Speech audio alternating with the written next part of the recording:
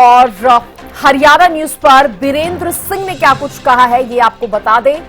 उन्होंने कहा, मैं कांग्रेस में ज्वाइनिंग के लिए तैयार हूं। कांग्रेस हाईकमान बताएगा तारीख क्या होगी। कांग्रेस के फैसले का इंतजार है बस। बीरेंद्र सिंह ने कहा है, मैं बीजेपी में कुछ भी नहीं हूं। बीरेंद्र सिंह का यह कहना कि मैं बीजेपी में कुछ भी नहीं हूं, बीजेपी से इस्तीफा दूंगा। लोकसभा चुनाव लड़ने पर बीरेंद्र सिंह ने ये तमाम बातें कही। चुनाव में नई पीढ़ी को मौका मिल रहा है। उन्होंने कहा, पार्टी की सोच है कि ज्यादा से ज्यादा युवा आगे आए। बीजेपी को लेकर उन्होंने कहा कि नई पीढ़ी को मौका मिल रहा है, पार्टी की सोच है युवा ज्यादा से ज्यादा आगे आए। अजय, इसके साथ ही कांग्रेस की लिस्ट में देरी के सवाल पर भी बीरेंद्र सिंह ने अपनी बात रखी। अभी छठे फेज में काफी समय है, लिस्ट आ जाएगी।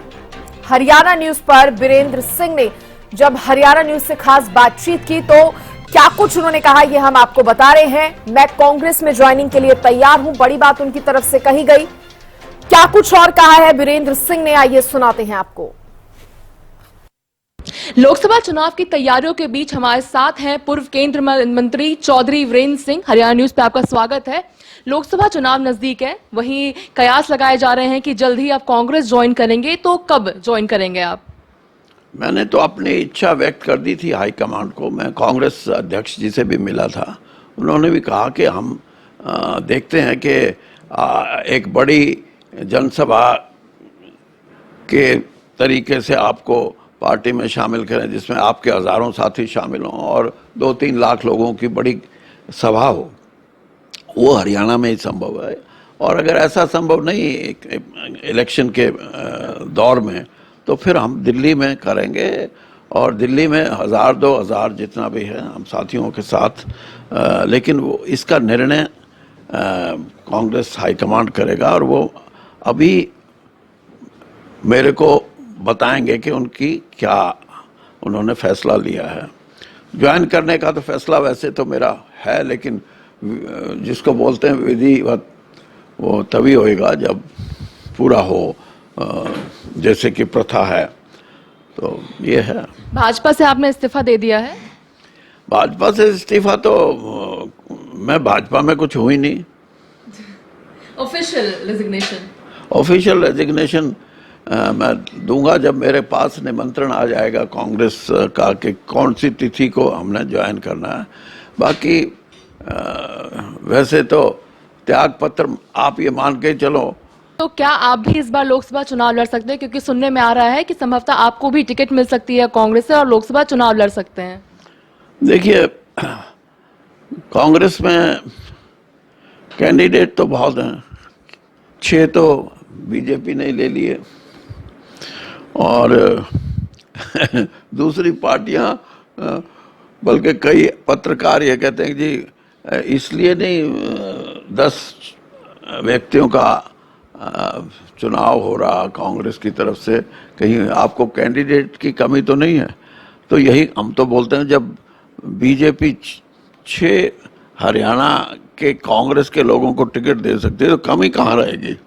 तो मेरा कोई ऐसा नहीं है, लेकिन पार्टी क्या सोचती है, पार्टी ये भी सोचती है कि नई पीढ़ी को मौका मिले, और पार्टी के निर्णय के संदर्भ में मैं ये बता रहा हूँ कि एक नई सोच है कि ज़्यादा से ज़्यादा युवा आगे आए।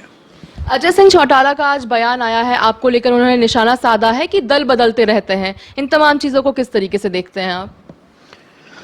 बस जैसे मैं ऐसे देखता हूँ कि जिस चुनावी क्षेत्र में मैं 5 बार एमएलए रहा और 1 बार मेरी धर्मपत्नी रही, हम कभी कभी आंकलन करते हैं कि हमने अगर वहाँ 100 काम हुए हैं, 100 काम 100, तो उसमें 95 काम हमने किए हैं, 5 काम दूसरे 5 एमएलए और भी हैं।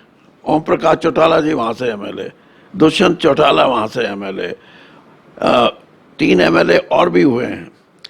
तो उनको मिला के अगर 5 काम कोई बता दे तो हम कहेंगे कि हमने गलत आंकलन किया। इसी तरीके से अजय चौटाला जी को मैं ये बताना चाहता हूं कि उन्होंने 95 पार्टी बदल ली, 95, अगर पूरा इतिहास, और जब पार्टी नहीं बदलते तो पार्टी का नाम बदल देते हैं। कहीं इनेलो, कहीं दमकिपा, कहीं लोक दल, कहीं जन क्रांति, पता नहीं क्या क्या। और अब मेरे को ये कहें, मैंने तो पार्टी बदली नहीं, मैंने तो कांग्रेस छोड़ के मैं बीजेपी में ज़रूर आया। और मुझे ये लगा कि कुछ मुद्दे हैं जिनकी मैंने अभी जिक्र किया, उन मुद्दों के लिए एक स्पष्ट तौर पे जनमत तैयार करना चाहिए कि हमारी आज़ादी खतरे में ना हो, हमारा प्रजातंत्र खतरे में ना हो। यही एक मुद्दा था जिसको लेके मैंने ये फैसला लिया कि मैं कांग्रेस में जाके इस लड़ाई को और तेजी से लड़ सकता हूँ, देश के हित में लड़ सकता हूँ। अगर हम कैंडिडेट्स की बात करते हैं तो देखने को मिल रहा है कि भारतीय जनता पार्टी ने अपने सभी 10 उम्मीदवारों को उतार दिया है मैदान में। कांग्रेस में भी चर्चा चल रही है कि हिसार से या सोनीपत से बृजेंद्र सिंह हो सकते हैं, या फिर कुमारी सैलजा का नाम चल रहा है, दीपेंद्र सिंह हुड्डा का नाम चल रहा है। तो सूची क्यों नहीं आ रही है, क्या देरी हो रही है? तो कांग्रेस ही बताएगी हम क्या बता सकते हैं। लेकिन ऐसा लगता है मेरे को कि छठे फेज में हरियाणा का चुनाव है और उसको अभी लगभग 2 महीने का समय है। उसमें लगता है मेरे को 2 महीने का लंबा समय होता है। एक आखिरी सवाल, 31 मार्च को महारैली होने वाली है, इंडिया गठबंधन के तमाम नेता जुड़ने वाले हैं। अरविंद केजरीवाल की गिरफ्तारी को लेकर, हेमंत सोरेन की गिरफ्तारी को लेकर, तमाम चीजों को किस तरीके से देखते हैं आप? इसका बहुत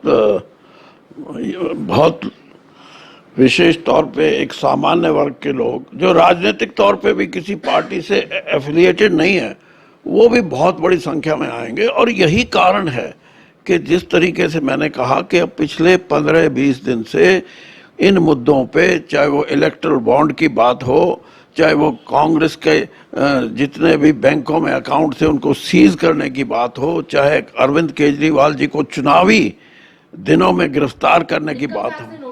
बहुत बहुत धन्यवाद। हम सुन रहे थे पूर्व केंद्रीय मंत्री चौधरी वीरेंद्र सिंह को, जिन्होंने तमाम मुद्दों को लेकर एक्सक्लूसिवली हरियाणा न्यूज से बात की है।